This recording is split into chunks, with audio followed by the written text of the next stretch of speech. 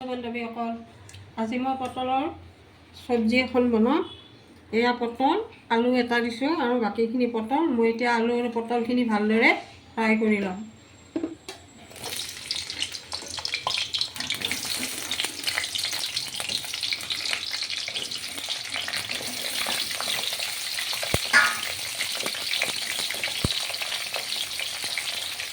অকণমান নিমখ দিলোঁ, অকণমান ৰং গুড়া দিলোঁ। বেছিকৈ মানে নাভাজোঁ আৰু এনেই অকণমান ফ্ৰাই কৰিম আৰু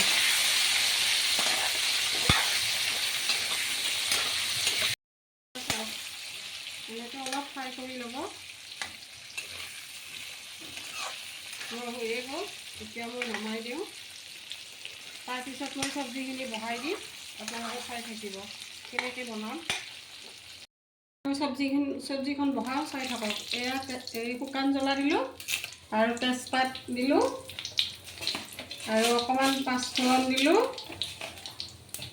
আৰু এইখিনি পিঁয়াজ, আদা, ৰচুন আৰু কাজু বাদাম দিছোঁ 2-4টামান, অলপ মগজ দিছোঁ।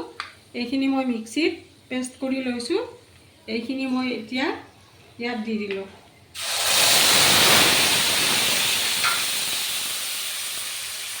আৰু 1 চামুচ মই বাটাৰ দিলোঁ।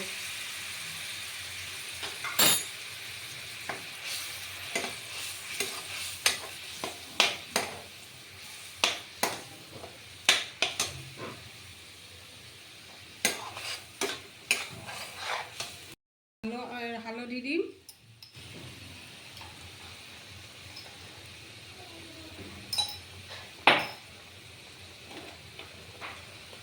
ৰেড চিলি দিলোঁ,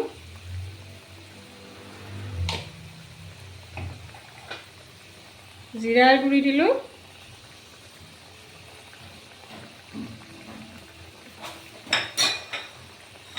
অকণমান মিঠা হোৱাৰ বাবে চেনি দি দিলোঁ আৰু এয়া অকণমান ধনিয়া গুড়ি দিলোঁ। এইখিনিয়ে দিলোঁ, বিশেষ একো নালাগে দিব। আৰু কেইটামান কেঁচা জ্বলা আৰু অলপ বিলাহী দিলোঁ। নিমখটো দিয়া নাই বাৰু, দিম আৰু এতিয়া।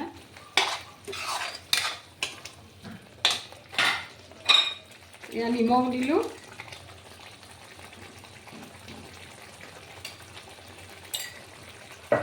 এতিয়া মছলাখিনি ভালকৈ মানে ফ্ৰাই হ'ব দিম।